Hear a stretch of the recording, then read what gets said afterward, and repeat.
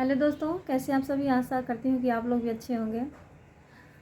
दोस्तों, आज मैं कुछ ऐसा टिप्स बताने जा रही हूँ जो जैसे मान लीजिए कि आपके यहाँ गेहूँ चावल तो होता ही है, सबके वहाँ होता है। कुछ लोग ख़रीद के खाते हैं, कुछ लोग खेत से आता है तो बहुत सारा रहता है, तो खेत का हो या मार्केट का हो। तो कभी कभी ऐसा होता है ना कि किसी मौसम, बरसात के मौसम में कीड़े लग जाते हैं और चावल में तो अधिकतर कीड़े पाए जाते हैं। तो उसे बहुत बारीकी से उसे बीनना पड़ता है, साफ़ करना पड़ता है। तो अगर मान लीजिए घर में अगर कोई मेहमान जल्दी से आ गया तो चावल अगर बिना हुआ नहीं है तो फिर बहुत दिक्कत हो जाती है, तो टाइम लगता है। फिर उसके बाद उसको बनाना पड़ता है, बहुत ज़्यादा टाइम लग जाते हैं। लेकिन वही अगर चावल में जब कुछ नहीं रहता है, एकदम साफ़ रहता है, तो बनाने में भी अच्छा लगता है और जल्दी टाइम भी हमारा बच जाता है।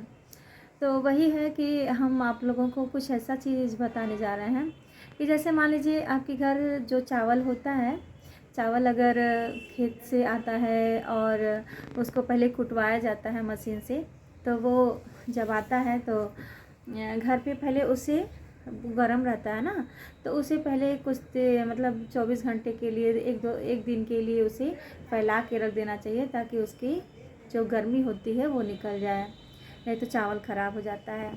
फिर उसके बाद चावल जो नया होता है तो चावल बहुत मीठा होता है, तो मीठे की वजह से ही चावल में कीड़े पड़ जाते हैं और उसे चुनने में बहुत दिक्कतें होती हैं और टाइम भी लगता है।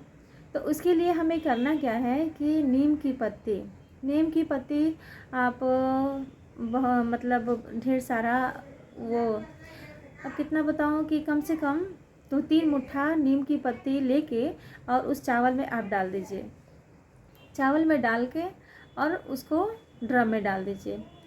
ड्रम में डाल देंगे, चावल आपका सालों साल चलता रहेगा, एक भी ना घुन पड़ेंगे ना कीड़े पड़ेंगे, उसमें कुछ भी नहीं रहेगा, बिल्कुल एकदम साफ़ रहेगा। आपको बस थोड़ा सा उसे पटक कर साफ़ कर देना है, वो क्योंकि वो पत्तियां निकल जाएं, और फिर आप उसे बना सकती हैं, इस्तेमाल कर सकती हैं। वही हाल गेहूं का है कि गेहूं में भी घुन बहुत जल्दी पड़ जाते हैं। गेहूं जो है बरसात के मौसम में उसमें घुन बहुत जल्दी लगते हैं। अगर गेहूं का ड्रम जो है थोड़ा सा भी अगर खुला रहे तो उसमें हवा लग जाता है, हवा लगने की वजह से पई लग जाते हैं और उसमें घुन भी लग जाते हैं। तो इसके लिए हमें करना क्या है, उसके लिए भी हमें वही इस्तेमाल करना है जो हमने अभी पहले बताया। पहले क्या है, ये नीम की पत्तियाँ ढेर सारा लेके और पूरे ड्रम में गेहूं में ऐसे मिक्स करके, ऐसे नहीं कि ड्रम में डाल दिए, पहले गेहूं डाल दिए फिर उसके बाद ऊपर से नीम की पत्ती डाल दिया, ऐसे नहीं। गेहूं को ड्रम में भरते समय उस गेहूं में, पूरे गेहूं में ही उस नीम की पत्तियों को, हरी नीम की पत्तियों को, ऐसा नहीं कि सुखा के आप डालिए, हरी नीम की पत्ती लीजिए और उसमें ऐसे मिक्स करके और पूरे ड्रम में आप डाल दीजिए। इससे ये होगा कि आपके गेहूं में बिल्कुल एक भी मतलब ना कीड़े लगेंगे ना तो घुन लगेगा। मैं अभी एग्जांपल आप लोगों को दिखा रही हूँ, अभी आप लोग देखिएगा। ये देखिए, ये चावल जो है ना हमारा 2 साल पुराना चावल है, और इस चावल में एक भी, देखिए सिर्फ नीम की पत्तियां दिख रही हैं, ना एक भी घुन नहीं है, ना तो एक कीड़े लगे हुए हैं, बिल्कुल एकदम साफ़ है। और ये चावल आप लोगों को ऐसा, आप लोग कहेंगे कि बहुत दिख रहा है, तो वो चावल कूटने में ही गड़बड़ी हुई है। अब यहाँ पे देखिए जो गेहूँ है, गेहूँ में तो एकदम बिल्कुल एकदम फ्रेश दिख रहा है, उसमें एक भी कीड़े नहीं है, ना तो कोई कंकड़ पत्थर है और ना तो कुछ पई लगा हुआ है। बस थोड़ा सा पत्तियों को देखिए इस तरह से हमने फटक के साफ़ कर दिया और ये फिर हम इस्तेमाल करने लायक हो गया। मशीन पे देके इसको आटा पिसवाया जा सकता है। तो देखा अभी आप लोगों ने कि गेहूं में एक भी न पई है, न घुन है, न कुछ भी है।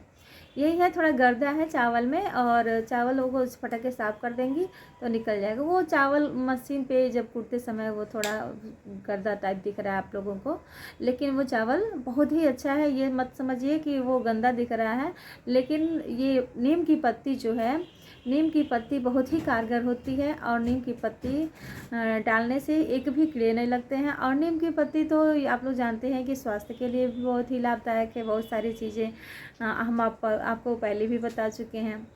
तो दोस्तों, अगर हमारा टिप्स आप लोगों को अच्छा लगा तो कमेंट में ज़रूर बताइएगा और मिलते हैं अगले वीडियो में। तब तक के लिए बाय बाय।